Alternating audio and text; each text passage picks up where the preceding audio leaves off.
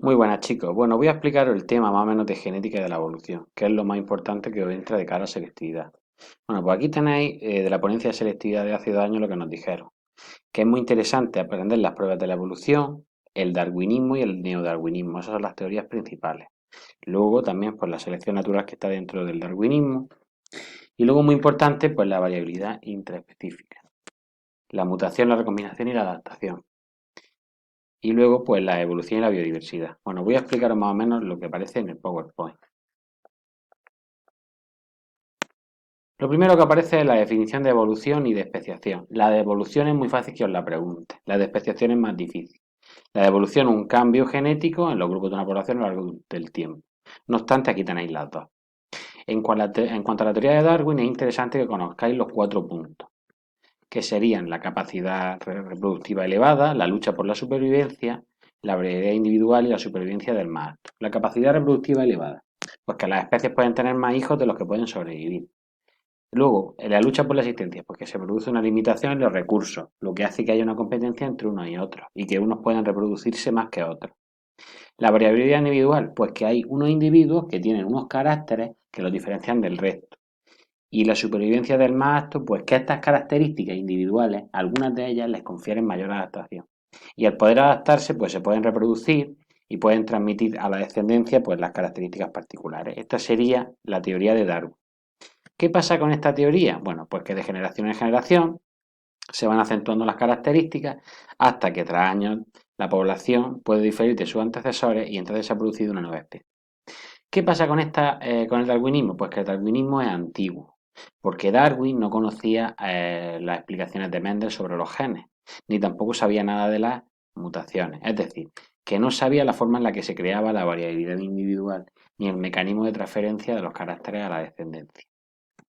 Entonces, bueno, aquí tenéis explicado el darwinismo en imágenes. Entonces, ¿qué pasa con ello? Pues bueno, que después apareció el neodarwinismo. Que el neodarwinismo sintetizó, por un lado, la teoría de Darwin, de la selección natural. Por otro, la genética mendeliana, es decir, todo lo relacionado con los genes. La teoría cromosómica de la herencia, también relacionada con los genes. Y luego ya también la genética de poblaciones. Y todo ello creó la teoría sintética o el neodarwinismo. ¿Cuáles son los principales puntos del neodarwinismo?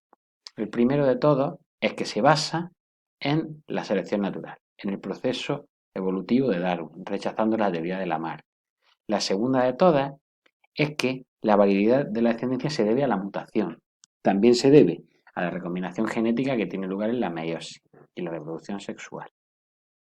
Tercero y muy importante, la unidad evolutiva en la población y no en los individuos. De esto difiere relativamente con respecto al darwinismo. Cuarta, la evolución es algo gradual, se produce de manera gradual. Quinto, la población puede dar lugar a una nueva especie si se produce un aislamiento reproductivo, es decir, si dos poblaciones se separan una respecto a la otra, dándose lugar a una especiación, es decir, haya una especie por un sitio y otra por otro. Aquí tenemos una explicación del neodarwinismo con imágenes. Diferencia entre el darwinismo y el neodarwinismo, una pregunta que también nos puede caer. ¿Qué nos pueden decir? Lo primero de todo, una diferencia. El darwinismo dice que el individuo es lo que evoluciona y el neodarwinismo la población. Otra, el darwinismo no sabía cómo podían cambiar o qué hacía que una población tuviera variabilidad individual. El neodarwinismo sí. Sabemos que son las mutaciones, la recombinación genética o la reproducción sexual. El darwinismo desconoce cómo se transferían los caracteres de uno a otro. Y en el neodarwinismo sí sabemos que pasan de una generación a otra a través de los genes. Para el darwinista o para Darwin, la selección natural actuaba sobre los individuos y el darwinismo dice que actúa sobre la población. Además de ello, en el darwinismo dice que que la especie se produce al haber diferencias en los individuos tras varias generaciones. Y el neodarwinismo dice que la especiación se produce por aislamiento reproductivo, porque se separan las poblaciones geográficas.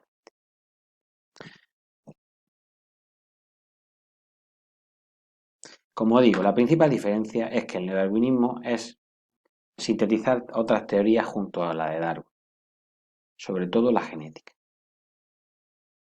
Aquí tenéis un vídeo sobre la selección natural. Bueno, aquí tenemos alternativas al neodarwinismo, que no creo que las pregunten, pero puede ser Así que yo la voy a comentar, porque no solamente está la teoría sintética o no de algoritmos, hay otras. Por ejemplo, está la teoría neutralista, la que dice que la mayoría de mutaciones que se dan en el ADN son neutras, es decir, ni perjudican ni benefician a los organismos.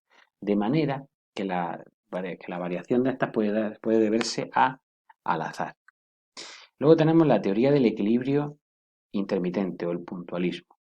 Esta se basa en que las especies se tiran mucho tiempo sin evolucionar hasta que cambia algo en el ecosistema y se produce una rápida especiación. ¿En qué se basan? Pues se basan en que en el registro fósil no aparecen formas intermedias de un fósil, es decir, que de repente cambia de uno a otro en un periodo de tiempo muy corto.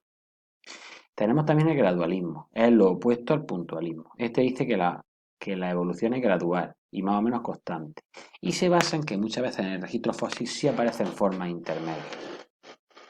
Y luego tenemos la teoría del gen egoísta, que dice que los genes es lo que evoluciona y utilizan a los organismos como máquinas para la supervivencia. Es decir, un gen utiliza al organismo para seguir evolucionando y que ese gen sobreviva respecto a otros genes. Aquí tenemos una imagen en la que se diferencia el puntualismo y el gradualismo. A la izquierda tendríamos el puntualismo en el cual se ve, no, a la izquierda tenemos el gradualismo en el cual vemos formas intermedias como va evolucionando la especie, y aquí tendríamos el puntualismo en el cual pasamos de una especie a otra.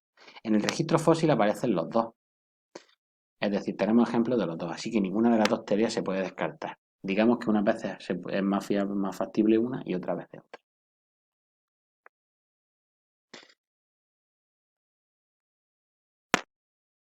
Aquí tenemos una pregunta de selectividad que salió el año pasado, en la cual nos decía eh, que una serie de mosquitos habían evolucionado en tan solo 100 años y explicar razonadamente cómo se había producido esta especiación en poco tiempo.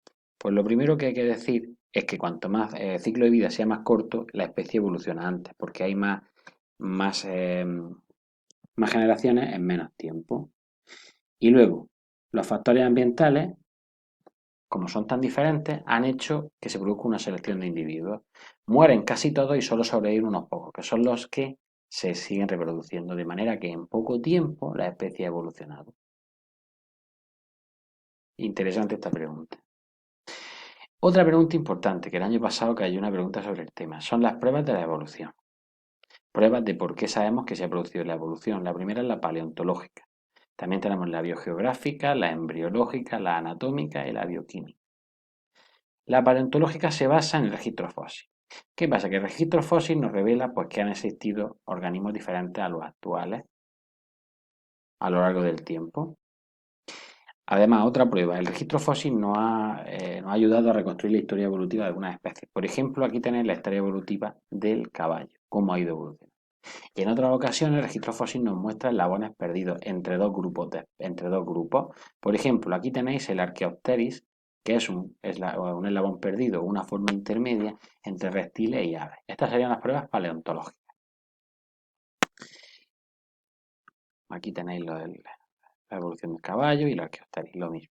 Las pruebas geográficas o biogeográficas se refieren o se basan en la distribución de las especies en los continentes, ya que existen diferentes especies muy semejantes entre sí y en diferentes continentes, lo cual solamente se basa o solamente podemos dar una explicación porque ha habido un antecesor común que estaban todos en un continente y al ir separándose cada uno evoluciona de manera independiente. Además, cuantas más alejadas estén dos regiones, más diferencias existen entre ellas, aunque el clima pues sea parecido, como por ejemplo pasa con Australia. Bueno, aquí tenéis un ejemplo de los diferentes animales a un lado y al otro del Atlántico que han ido evolucionando de manera diferente. Y aquí tenéis un ejemplo de Australia que es muy diferente al resto del mundo porque se separó y evolucionó de manera independiente. En cuanto a las pruebas embrionarias, se basan en la similitud de los embriones. Porque fijaos, un embrión humano de pocos días apenas se distingue del embrión de un pez o de un reptil, lo que nos dice que tenemos, lo que nos indica un antecesor común. Conforme va pasando el tiempo, se va diferenciando más. Además de ello, todos los embriones en los primeros estadios presentan hendiduras branquiales. Todos presentan hendiduras branquiales, que luego solo se conservan en los peces, lo cual nos indica también pues, que venimos de un antecesor común. Otra similitud, el feto humano está compuesto por un tubo curvado, subdividido en cavidades, igual que el corazón de un pez, para que veáis la similitud entre los peces y los humanos. Pruebas anatómicas. Las pruebas anatómicas se basan en la anatomía comparada, en comparar órganos. Y tenemos tres tipos de órganos, tres tipos de estructuras. Tenemos por un lado las estructuras análogas. Estas las vemos, por ejemplo, en las alas de insectos, murciélagos y aves, que como vemos, tienen una función similar, que en este caso sería volar, pero un distinto origen evolutivo. Cada uno viene de una zona, o cada uno viene de un antecesor diferente. Esto nos indica una evolución convergente, es decir, venían de algo y se han ido adaptándose a la misma función. O sea, tienen un distinto origen evolutivo, pero se han adaptado a la misma función. Convergen en la función. En cuanto a las homólogas o las estructuras homólogas, son estructuras que vienen de un mismo origen evolutivo, pero tienen una evolución diferente porque se han empleado para diferentes acciones. Por ejemplo, aquí tenemos el brazo de un humano, el ala o el ala de un ave, o por ejemplo la aleta de un delfín. Todos tienen la misma estructura, todos vienen de un antecesor común, como tenéis aquí, pero se utilizan para diferentes cosas, de manera que son órganos homólogos. Origen evolutivo común, evolución divergente. Luego tenemos también los órganos vestigiales, que son órganos que en la actualidad no se utilizan, las especies no lo utilizan, pero en el pasado tuvieron importancia para grupos primitivos, como por ejemplo las muelas del juicio, que eran imprescindibles para los primeros homínidos para masticar mejor la comida que ingerían, o el apéndice, que ayudaba a la digestión de las plantas ricas en celulosa, que hoy en día no tiene función. En cuanto a las pruebas bioquímicas o moleculares, tenemos varias. Lo primero es decir que existe una misma unidad química en todos los seres vivos. Todos los seres vivos están compuestos por las mismas biomoléculas, glúcidos, lípidos y proteínas. Todos vienen de un antecesor común. Además, todos los organismos, la transcripción genética se produce con los ácidos nucleicos. Otra prueba de esta nos indica que el código genético es universal para la inmensa mayoría de los organismos vivos, es decir, que todos venimos de un antecesor común. Aquí tenemos una imagen del código genético, universal para todos los seres vivos. Otra prueba es las muestras de ADN. ¿Qué podemos hacer? Analizar dos muestras de ADN de dos especies. Cuanto más se parezcan estas muestras, más cerca estarán evolutivamente. También se puede analizar las proteínas en la especie. Por ejemplo, aquí tenemos la globulina. Sería una proteína dentro de la especie humana. Se parece el 95% a la proteína homóloga en el mono, a un 87% en el ratón, y así iríamos descendiendo cuanto menos se parezcan las especies. Otra prueba sería unas pruebas serológicas, que sería ver el porcentaje de aglutinación de una sangre respecto a la otra. Cuanto mayor sea la aglutinación de sangre entre dos especies, mayor será su parentesco. Fijaos entre el chimpancé y el humano que la sangre se aglutina a un 80%.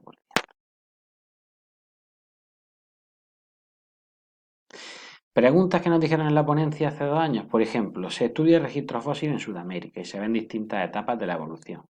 ¿Qué tipo de prueba es? Pues como se ha visto el registro fósil, sería paleontológica. Otra, una enzima de un ratón y de un elefante son similares. ¿Por qué? Pues porque esto es una prueba biomolecular de dos proteínas que son similares. Hay que tener muy claras las pruebas de la evolución en un cuadro resumen. Aquí tenéis una pregunta de selectividad para que vosotros mismos la hagáis. Esta cayó el año pasado.